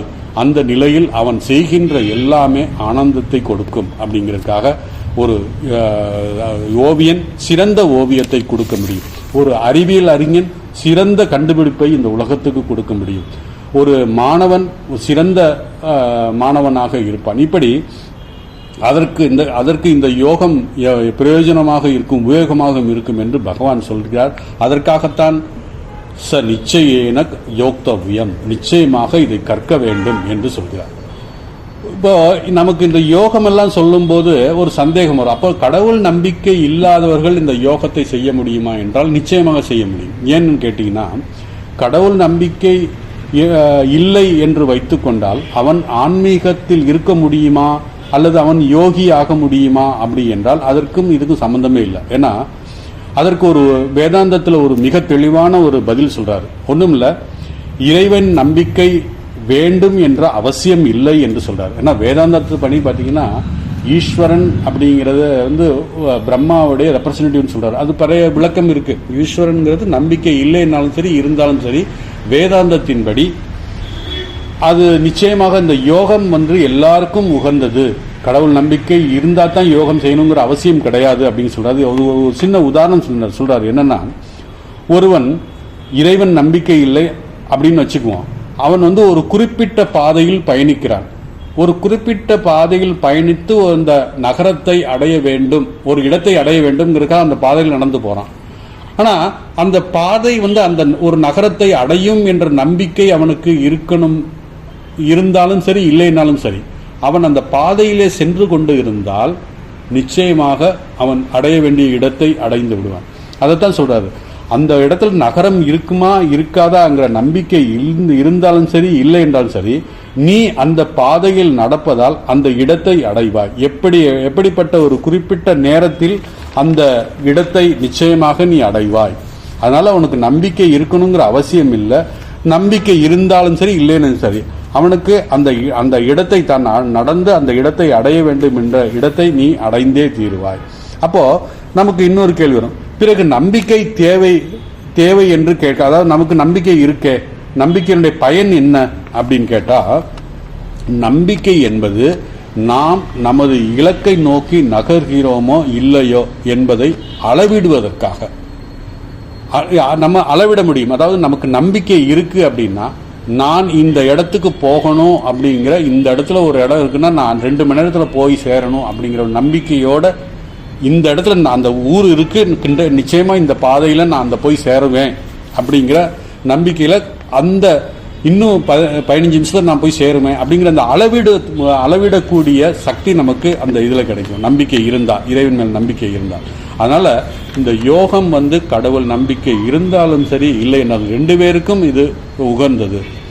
இந்த யோகத்தின் மூலமாக நாம் இந்த உலகத்தில் உள்ள விஷயங்களை புரிந்து கொள்ள முடியும். அதாவது அவனுடைய அதாவது இந்த யோகத்தின் மூலமாக இன்னொரு பலன் என்னன்னு கேட்டீங்கன்னா, இந்த உலக விஷயங்களை உடைய சூக்ஷ்மத்தை நாம் புரிந்து கொள்ள முடியும். ஏன்னா இந்திரியங்களின் உணர்வுகள் இருக்கும் நமக்கு. இந்த எந்த உணர்வுகள் இல்லாமல் ஒரு யோகி அப்படின்னா, இந்த உலகத்துல நம்மள மாதிரி அவரும் ஆக்ஷன் ரியாக்ஷன் எல்லாம் பண்றாரு, எல்லாமே நடக்குது. ஆனா அந்த இந்திரியங்களுடைய சூக்ஷ்மத்தை புரிந்து கொண்டு இதெல்லாம் மித்யா, இதெல்லாம் வந்து வெறும் தோற்றம் என்பதை தெளிவாக இருப்பான். அதனால அவன் ஆக்டிவா தான் இருப்பான். யோகிங்கிறது ஒரு மண்ணு, ஒரு ஜடம் மாதிரி இருக்க மாட்டாரு, நம்மள மாதிரி அவரும் ஆக்டிவா இருப்பாரு. ஏனென்றால் அவருடைய அந்த இந்திரியங்களுடைய இந்த உலக பொருள்களுடைய தோற்றம் வெறும் தோற்றம் தான் என்பதை அவர் தெளிவாக உணர்ப்பார். அதில் எந்த சுகமும் இல்லை என்பதும் அவருக்கு தெரியும். அதனால் அவர்கள் அதில் வந்து இது மாட்ட மாட்டாங்க. ஸோ இந்த உலகத்தில் மனிதர்கள் இந்த யோகியை தன்னுடைய, அதாவது இந்த நம்ம பொதுவாக யாராவது பார்த்தோம்னா இவன் நமக்கு பிடிக்காது, எனக்கு பிடிக்காது, எனக்கு அதே போல் ஒரு யோகி இருக்காரு அப்படின்னா ஒன்றுமில்ல, பகவான் ராமகிருஷ்ணன் இருக்கும்போதே அவர் பேர் சில பிடிக்காதவங்க இருப்பாங்க, இருக்க செய்யலாம், அது அவங்களுடைய விருப்பம். ஆனால் பகவான் ராமகிருஷ்ணனுடைய கண்ணில் எல்லாருமே இறைவனுடைய குழந்தைகள், எந்தவித பேதமும் கிடையாது. இப்படி தான் வந்து ரமண மகரிஷி இருந்தார், சுவாமி விவேகானந்தர் இருந்தார். அவர்களுக்கு வேணா எதிரியா, அவர்கள் குருதேவரை எதிரியாக நினைக்கலாம். ஆனால் குருதேவர் எல்லோரும் இறைவனுடைய குழந்தையாக, யாரையும் எதிரியாக அவர் நினைக்கவில்லை. அதைத்தான் வந்து சர்வ பூதாத்மா அப்படின்னு சொல்றார். எல்லோரும் இறைவனுடைய குழந்தைகள், எல்லோரும் நானாகவே எல்லாரிடத்திலும் இருக்கிறேன் அப்படின்னு சொல்லி இந்த உலகத்தில் ஒவ்வொரு உடலும் மனதையும் வெளிப்படுத்தி நான் இருக்கிறேன் என்பதை உணர்கின்ற நிலையில் தான் இந்த துக்க சயோக வியோகம் வருது. சுருக்கமா இந்த ஸ்லோகத்தில் என்ன சொல்றாருன்னா, இந்த யோகம் ஆன்மீகவாதிகளுக்கு பயன் உள்ளதாகவும் அதே நேரத்தில் உலக வாழ்க்கையில் உள்ளவர்கள் மிக மிக பயனுள்ளதாக இருக்கும். ஏன்னா அவர்கள் எப்பேற்பட்ட துக்கம் வந்தாலும் அதிலிருந்து தன்னுடைய சாதாரண நிலைமைக்கு வர முடியும் அப்படிங்கிற ஒரு திறமை நமக்கு வருது இந்த யோகத்தினால் என்றால் நிச்சயமாக நமக்கு உலக வாழ்க்கையில் மிக பயனுள்ளதாக இருக்கும். அதனால தான் சொல்றாரு ச நிச்சயேன யோக்தவ்யம். இந்த அதே நேரத்தில் இந்த உலகத்தில் உள்ளவர்கள் மிக மிக பயனுள்ளதாக இருக்கும். அதனால்தான் சுவாமி விவேகானந்தர் பிராக்டிக்கல் வேதாந்தத்தில் சொல்லும்போது எல்லோருக்கும் பயனுள்ளதாக இருக்கும் இந்த யோகம். அவர்கள் இதை சரியாக புரிந்து கொண்டால் அந்த யோகத்தால் அவன் எந்த துறையில் இருந்தாலும் சரி, அதாவது ஒரு சிறந்த மாணவனாக இருக்க வேண்டும், அல்லது ஒரு சிறந்த பாடகனாக இருக்க வேண்டும், ஒரு சிறந்த இன்ஸ்ட்ருமெண்ட் பிளேயராக இருக்கணும், ஒரு சிறந்த மீன் பிடிப்பவனாக இருக்கணும், ஒரு சிறந்த வீட்டு எஜமானியாக இருக்கணும்னாலும் சரி, ஒரு சிறந்த சொற்பொழிவராக இருக்க வேண்டும்னாலும் சரி, ஒரு சிறந்த அரசனாக இருக்க வேண்டுமா, யாராக இருக்க வேண்டும் என்றாலும் சரி, இந்த யோகத்தினால் அவன் அந்த இடத்தில் சிறந்தவனாக ஆக முடியும், சிறந்தவனாக விளங்க முடியும். ஏனென்றால் இந்த யோக சக்தி ஒரு அற்புதமான மனநிலையை கொடுக்கும். அதனால தான் இந்த யோக சக்தியின் அற்புத மனநிலையை வெளிப்படுத்தும். அதனால தான் நிச்சயேன யோக்தவ்யம் என்று பகவானே நிச்சயமாக சொல்றாருன்னா, நிச்சயமாக நாம் இந்த யோகத்தை பயிற்சி செய்ய வேண்டும். அதே நேரத்தில் நிறைவானது உள்ளார்ந்த ஆனந்தம் நமக்கு வெளிப்படும் இந்த யோக பயிற்சியின் மூலமாக. அதனால தான் சொல்ற சொல்பம் அப்பியஸ்ய தர்மஸ்ய திராயதோ மகதோ பயாத் என்று 2வது அத்தியாயத்தில் சொன்னார். இந்த யோகங்கள் எல்லாம் பயில்வதால் நமக்கு ஒரு நஷ்டமும் இல்லை. செய்யலைன்னா எந்த பாவமும் வராது, செய்தால் நமக்கு நஷ்டமே வராது. நஷ்டம் வராதுன்னா என்ன? இப்போ நீங்கள் இந்த ஜென்மத்தில் இந்த யோகத்தை எது வரைக்கும் படிச்சீங்களோ, எது வரைக்கும் பயிற்சி செஞ்சுருக்கீங்களோ, எங்கே விட்டீங்களோ அடுத்த ஜென்மத்தில் அங்கேருந்து ஆரம்பிக்கலாம். திருப்பி ஏலேருந்து ஆரம்பிக்க வேண்டிய அவசியம் இல்லை. எங்கே விட்டோமோ அங்கேருந்து ஆரம்பிக்கலாம். ஆனால் மற்ற விஷயங்கள்லாம் அப்படி கிடையாது. இந்த ஜென்மத்தில் நான் பிஹெச்டி பண்ணியிருக்கேன் அப்படின்னா அடுத்த ஜென்மத்தில் நீங்கள் இந்த பிஹெச்டி உபயோகமாகாது, திருப்பி எல்கேஜி யூகேஜி தான் வரணும். ஆனால் யோகம் அப்படி கிடையாது. இந்த யோகம் சொல்பம் அப்பியஸ்ய தர்மஸ்ய, அது இல்லாமல் ஒரு பெரிய பயத்தை உங்களை விடுவிக்கும். பயத்திலிருந்து நீங்கள் விடுபடலாம் இந்த யோகத்தை கற்றுக்கொண்டால் அப்படின்னு சொல்லி பகவான் சொல்லியிருக்காரு. ஆக இந்த ஸ்லோகம் துக்க சையோக வியோகம் வெரி வெரி ப்ராக்டிக்கல், நம்ம எல்லோரும் பயிற்சி செய்ய வேண்டிய ஒரு விஷயம் அப்படின்னு சொல்லிட்டு இனி 24வது ஸ்லோகம் 24, 25, 26 இந்த 3 ஸ்லோகமும் சேர்ந்தே பார்க்க வேண்டும். ஏனென்றால் தியானத்தினுடைய சொரூபம் இங்கே பகவான் சொல்றார். ஸோ இந்த ஸ்லோகத்தில் 24வது ஸ்லோகம் முதல் நான் படிக்கிறேன்.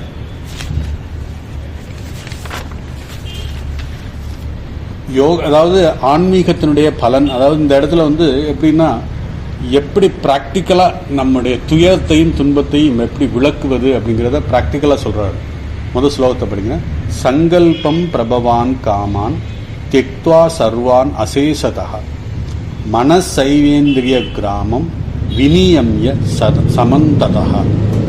அதாவது இந்த ஸ்லோகம் 24, 25, 26 3 சொன்னேன். 3 ஒன்றா தான் பார்க்கணும். இந்த 3 ஸ்லோகத்தில் பகவான் தியானத்தினுடைய சொரூபத்தை விளக்குகிறார். அதாவது தியானத்தினுடைய சொரூபம், அதாவது தியானத்தின் செயல்முறையை விளக்குகிறார். ஏற்கனவே இந்த செயல்முறைகளை 18, 19வது ஸ்லோகத்தில் ஒரு உதாரணத்தோடு சொல்லியிருக்கார். 18 வினிய 18வது ஸ்லோகத்தை பார்த்தீங்கன்னா, யதா வினியதம் சித்தம் ஆத்மன்யேவா அவதிஷ்டது நிஸ்பிருக சர்வ காமியபிய யுக்த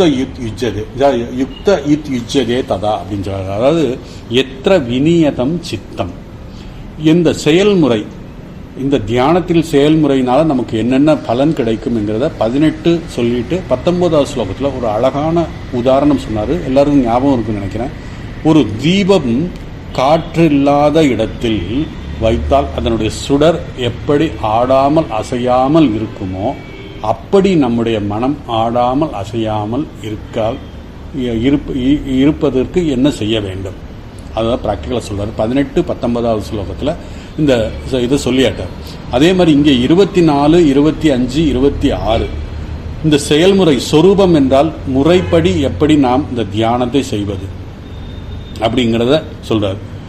இதை இந்த ஸ்லோகத்தில் முதல் ஒரு சிம்பிள் மீனிங் என்னன்னா, சங்கல்பத்திலிருந்து ஆசைகள் அனைத்தையும் மிச்சமின்றி துறந்து விட வேண்டும். சங்கல்பத்திலிருந்து பிறந்த ஆசைகளை அனைத்தையும் மிச்சமின்றி துறந்து விட வேண்டும். உள்ளத்தால் எல்லா பக்கங்களிலும் இந்திரியங்களை நன்கு அடக்க வேண்டும். அதாவது நம்ம மனசைவேந்திரிய கிராமம் அப்படின்னு சொல்றாரு. மனம் அதை தொடர்பு கொண்டுள்ள இந்த 5 இந்திரியங்களையும் எல்லா இடத்திலையும் எல்லா திசையிலும் பிளாக் பண்ணி அதை கட்டுப்படுத்தணும். எப்படி கட்டுப்படுத்துறது அப்படிங்கிறத இந்த ஸ்லோகத்தில் சொல்றாரு. மனம் ஒருமுகப்படுத்துவதைத்தான் சொல்கிறார். இது 18, 19 சொன்ன மாதிரி இது வேற வகையில் விளக்குகிறார். பொதுவாக பகவான் இந்த அத்தியாயத்தில் நிதித்தியாசன தியானத்தை பற்றி விளக்குகிறார். நிதித்தியாசனம் என்றால் நமக்கு ஆத்ம ஞானம், ஆத்ம லட்சணத்தை பற்றி மனதிலே சிரவணம் பண்ணிட்டோம், மனதில் மனனம் பண்ணிட்டோம். ஸோ அந்த ஆத்மாவுடைய லட்சணம் நம்முடைய மனதில் இருக்கிறது. அதை நாம் தியானம் செய்ய வேண்டும். அதைத்தான் நிதித்தியாசன தியானம் அப்படிங்கிறோம். இந்த தியானத்தில் மனம் அதை இந்த பொதுவாக தியானத்தில் என்ன இருக்கும்னா, மனதில் உலக விருத்தி இருக்கும், உலக எண்ணங்கள் இருக்கும், அதே நேரத்தில் ஆத்ம விருத்தியும் இருக்கும். ஆத்ம விருத்தியும் ஆத்ம எண்ணங்களை பற்றியும் இருக்கும். பொதுவாக நம்ம என்ன தியானம் ஆரம்பிச்சிருக்கோம், சிரவண மனனங்கள்லாம் பண்ணியாச்சு. 3 வருஷம் நம்ம பகவத்கீதை கிளாஸ் தொடர்ந்து நம்ம கேட்டுக்கிட்டு இருக்கோம். அப்போ நமக்கு வேண்டிய அளவு அந்த ஆத்ம தத்துவங்களும் ஆத்ம லட்சணங்களும் நமக்கு புரிஞ்சிருக்கு. இப்போ நிதித்தியாசன தியானத்தில் அந்த லட்சணத்தை நாம் தியானிக்க போகிறோம். அப்போ அந்த இந்த நிதித்தியாசன தியானத்தின் மூலமாக என்னன்னா, அனாத்மா விருத்திகள், அதாவது அனாத்மா எண்ணங்களில் இருந்து ஆத்மா எண்ணங்களை மாற்றுவதுதான் அந்த ப்ராசஸ் தான் இந்த நிதித்தியாசன தியானம்னு சொல்றாரு இந்த இடத்துல. ஏன்னா நமக்கு நம்முடைய மனதில் இந்த உலகத்தில் வாழ்ந்துகிட்டு இருக்கோம், நம்முடைய சம்ஸ்காரம், அதனால நம்முடைய அனாத்மா விருத்தி இருக்கு. அந்த அனாத்மா விருத்தி அனாத்மா எண்ணத்திலிருந்து ஆத்மா விருத்திக்கு மாற வேண்டும், ஆத்ம லட்சணத்துக்கு மாற வேண்டும். இந்த நிதித்தியாசன தியானத்தை 2 படியா பகவான் விளக்குகிறார். எப்படி என்றால், இந்த மனதை அனாத்மாவிலிருந்து விளக்கி அதை ஆத்மாவில் பொருத்துதல். இதான் முதல் ஸ்டெப். என்னன்னா, அனாத்மாவிலிருந்து விளக்குவது. அதுக்கப்புறம் விளக்குனதை எங்க வைக்கிறது? ஆத்மாவில் கொண்டு போய் பொருத்துவது. இதைத்தான் இந்த 24வது ஸ்லோகத்திலும் 25வது ஸ்லோகத்தில் 2 படியா சொல்கிறார். இந்த ஸ்லோகத்தில் முதல் படி 24வது ஸ்லோகத்தில் முதல் படியை விளக்குகிறார். 25வது ஸ்லோகத்தில் 2வது படியை விளக்க இருக்குகிறார். குறிப்பாக இந்த ஸ்லோகத்தில் நம்முடைய மனம் ஆத்மாவிலிருந்து எடுக்க வேண்டும் அப்படின்னா, ஒரு டேபிளில் ஒரு ஃபோன் வச்சிருக்கேன்னா அந்த ஃபோனை எடுத்து இந்த டேபிளில் எடுத்து அந்த மேசையில் வைக்கிறது அப்படிங்கிறது கிடையாது. எடுத்துன்னா இப்படி எடுத்தல் என்ற இந்த இடத்துல என்ன சொல்றாருன்னா, அனாத்மாவை பற்றி நினைக்காமல் இருப்பது. அப்ப அனாத்மாவை பற்றி நினைக்காமல் இருப்பது என்றால் ஆத்மாவை பற்றி நினைத்து கொண்டே இருப்பதுன்னு பொருள். அதனால் அதைத்தான் சொல்றாரு, எடுக்க வேண்டும் அப்படின்னு சொல்றாரு. அந்த எடுத்த மனதை ஆத்மாவிலே கொண்டு போய் பொருத்த வேண்டும். இதைத்தான் இந்த ஸ்லோகத்தை சொல்றாரு. ஆத்மாவிலிருந்து மனதை எடுப்பது என்றால் என்ன என்ற கேள்வி வருது. ஆத்மாவை பற்றி நினைக்காமல் இருப்பதே அதிலிருந்து விளக்குவது என்று பகவான் சொல்கிறார். பிறகு நாம் ஆத்மஸ்வரூபத்தை, அந்த லட்சணத்தை படித்திருப்பதால் அந்த லட்சணத்தில் இப்படியெல்லாம் ஆத்மா இருக்கு, இப்பேற்பட்ட ஆத்மாவை மனதில் நினைத்து கொண்டிருக்கும் போது அனாத்மா தானாக விலகும். அந்த மனதில் அங்கு வைப்பது தான் 2வது படி. எங்க வைக்கிறது? நாம் படித்த சிரவண மனனம் செய்த அந்த ஆத்ம லட்சணத்திலே நம்முடைய மனதை வைப்பது. ஸோ அனாத்மா விருத்தி என்பது இந்த உடல் மனம் என்று சதா இந்த உடல் மனம் இந்த உலகத்தை பற்றி நினைப்பது அனாத்மா விருத்தி. இந்த உலகத்தில் கோடான கோடி பொருள்கள் இருக்கிறது. அதில் நாம் பொதுவாக இந்த சைக்காலஜி என்னன்னா, எத்தனையோ நபர்களை இந்த உலகத்தில் நம்ம ஒன்றுமில்லை, இங்கேருந்து கடத்தரு போகிற வரை கடத்தரு போகிறதுக்குள்ள எத்தனையோ மக்களை பார்க்குறோம், எத்தனையோ பொருள்கள், கோடான கோடி பொருள்களை பார்க்குறோம். ஆனால் எதில் நம்ம மனசு அதில் நிற்கும், எங்கே நிற்கும் அப்படின்னா, எது எனக்கு பிடிச்சிருக்கோ அதுதான் இந்த சைக்காலஜிக்கலாக சொல்கிறது. கோடான கோடி பொருள் இருந்தாலும் அதில் எனக்கு எதை நான் நினைக்கிறேன் என்றால், எந்த பொருள் எனக்கு ஆசை இருக்கிறதோ, எந்த நபர் எனக்கு பிடித்திருக்கிறதோ அதைத்தான் நாம் நினைப்போம். மேலும் எல்லோருக்கும் ஒரே பொருளிலே அல்லது ஒரே நபர் பிடிக்கும் என்று சொல்ல முடியாது. எனக்கு இந்த பொருள் பிடித்திருக்கிறது, எனக்கு இந்த பொருள் மேல் ஆசை இருக்கிறது, வேறொருவனுக்கு வேற ஒரு ஆசை இருக்கலாம். இப்படி விதவிதமான ஆசை, அதைத்தான் காமம். அது வருவதற்கு என்ன காரணம்? இந்த ஆசை, இந்த பொருள்ல ஆசை வர்றதுக்கு என்ன காரணம் என்றால், பகவான் சொல்றாரு சங்கல்பம். சங்கல்பம் என்றால் அதாவது சங்கல்பம் அதை பற்றி நினைப்பது. அந்த பொருளை பற்றி நினைப்பது. அந்த சங்கல்பம் என்றால் என்ன? ஒரு பொருளை நான் விரும்புகிறேன், அதாவது இஷ்ட புத்தியோடு. எத்தனையோ பொருள்கள் இருக்கு, ஆனால் எனக்கு இந்த பொருள் பிடிச்சிருக்கு, அந்த விருப்பம், இஷ்ட புத்தியோடு அதை நினைப்பது. அந்த பொருள் எனக்கு சுகம் தரும் என்ற புத்தியோடு, அந்த சுகம் தரும் புத்தியோடு அந்த பொருளை பார்க்கும்போது நமக்கு சங்கல்பம் வருகிறது. இந்த சங்கல்பத்தோட மீண்டும் மீண்டும் அந்த பொருளை சிந்திக்கும் பொழுது நமக்கு அதை காமமாக மாறுகிறது. காமம் என்றால் ஆசை, அதை அடைய வேண்டும் என்ற நிச்சய புத்தி தான் காமம் அப்படிங்கிறது. அதாவது இந்த பொருள் நல்லா இருக்கு, அதை மீண்டும் மீண்டும் நினைக்கும் போது அது எனக்கு காமமாக மாறுகிறது, அது வேணுங்கிற ஆசை வருகிறது. இதை பகவான் தெளிவாக 2வது அத்தியாயத்தில் 62, 63வது ஸ்லோகத்தில் தெளிவாக சொல்லியிருக்காரு. 8 ஸ்டெப்பு நான் ஏற்கனவே அதை சொல்லியிருக்கேன். அது என்னன்னா, தியாயத்தோ விஷயான் பும்ச சங்கஸ்தேசூபஜாயதே சங்காத் சஞ்சாயதே காமாத் குரோதோ விஜாயதே குரோதாத் பவதி சம்மோகாத் ஸ்ருதி பிரம்சாத் புத்திநாசாத் பிரணஷ்யதி. அப்போ இந்த சங்கல்பம் எப்படி வருதுங்கிறத அங்கே சொல்லிட்டாரு. ஒரு பொருளை பார்ப்பது தான் தரிசனம். அப்போ இந்த பொருளை பார்த்ததுக்கு அப்புறம் அதை பற்றி தியாயத்தோ அப்படின்னு சொன்னார். அங்க தியாயத்தோ விஷயான், பொருள்களை போது நமக்கு சங்கல்பம் வருது. இந்த சங்கல்பம் திருடமாகும் போது, அதாவது சங்கல்பம் எப்படி திடமாகுதுன்னா, அந்த பொருளை பற்றி மீண்டும் மீண்டும் நினைக்கும் போது அது திடமாகிவிடும். அதுதான் காமம் என்று சொல்றார். ஸோ இந்த சங்கல்பம் வருவதற்கு என்ன காரணம்? தரிசனம். நம்ம அதை பார்க்கிறனால தான் நமக்கு அது வருது. சங்கல்பம் நமக்கு அதை பார்க்கறனால வருகிறது. எப்படி இந்த சைக்கிள், அது அப்படியே சைக்கிள் மாதிரி அப்படியே போய்கிட்டே இருக்கும். எப்படின்னா, எப்படி வருகிறதுனா, தரிசனம் முதல் அதை பார்க்குறோம், மற்றும் சிரவணம் பார்ப்பது கேட்பது. பொதுவாக என்னன்னா, நமக்கு இருக்கிற இந்த 5 இந்திரியங்கள்ல நான் ஏற்கனவே சொல்லியிருக்கேன், இந்த 2 இந்திரியங்கள் பவர்ஃபுல் இந்திரியம். தரிசனம், அதாவது பார்ப்பது கேட்பது. அது கூட வேதாந்தத்தில் இந்த மாண்டூக்கிய உபநிஷத்தில் என்ன சொல்றாங்கன்னா, கேட்பது தான் 98% எஃபெக்டா இருக்குமா. அதாவது 98% அந்த கேட்டதில் இருக்கும், 1% கண்ணில் தான், மிச்சம் 1% தான் மற்ற இந்திரியங்கள். ஆக 5 இந்திரியங்கள். அப்போ அந்த 5 இந்திரியங்களில் காது தான் ரொம்ப முக்கியமானு சொல்கிறாங்க. அந்த மாண்டூக்கிய எதை வச்சு சொல்கிறாங்கன்னு தெரியல, மாண்டூக்கிய உபநிஷத்தில் வருது.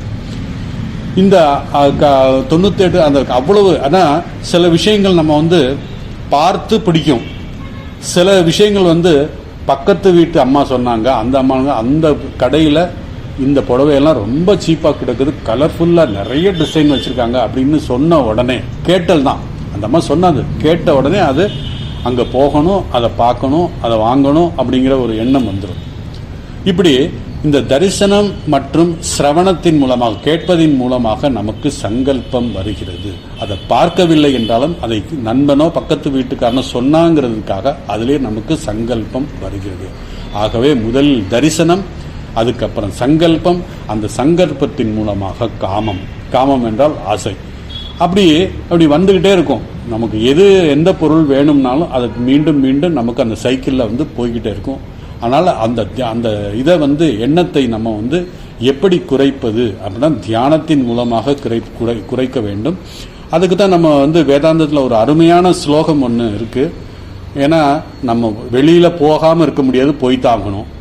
மக்களையோ பொருள்களையோ பார்க்காமல் இருக்க முடியாது, பார்த்தே ஆக வேண்டி இருக்கிறது. அப்போ அந்த நேரத்தில் நம்ம எப்படின்னா, நம்முடைய பிரார்த்தனை எப்படி இருக்கும்னா, பத்ரம் கர்ணேபிர் ஸ்ருணுயாம தேவா பத்ரம் பஷ்யே மார்த்தவில் யஜத்ரா திரைரங்கைசு துஷ்டுவாகும் ஸ்வஸ்தனோபிகி வெசேம தேவை சய்யதாயு ஸ்வஸ்தின இந்திரோ விருத்தசவா ஸ்வஸ்தின பூசா விஸ்வவேதா ஸ்வஸ்தின திராட்சியோ அனிஷ்டநேமி அப்படின்னு சொல்லிட்டு அழகான ஸ்லோகம். இதோடைய மீனிங் நான் அடுத்த வகுப்பில் சொல்லிட்டு, மீண்டும் இந்த ஸ்லோகத்தில் இந்த சங்கல்பம் பிரபவான் காமான்ங்கிறது, நம்ம எப்படி இந்த உலகத்தில் பற்று வருது, நம்ம எப்படி இந்த உலகத்தில் பந்தப்படுறோம், காமம் நமக்கு ஆசை எப்படி வருது, அதை எப்படி நிறுத்தலாம் என்பதை இந்த ஸ்லோகத்தில் இந்த தியானத்தினுடைய சொரூபத்தை சொல்றதுனால இது எப்படி விளக்குவது அப்படிங்கிறத டீட்டெயிலாக நம்ம அடுத்த ஸ்லோகத்தில் 24வது ஸ்லோகத்தை பார்க்கலாம். ஓம் வசுதேவசுதம் தேவம் கம்சசானூரமர்சனம் தேவகி பரமானந்தம் கிருஷ்ணம் வந்தே ஜகத்குரும்.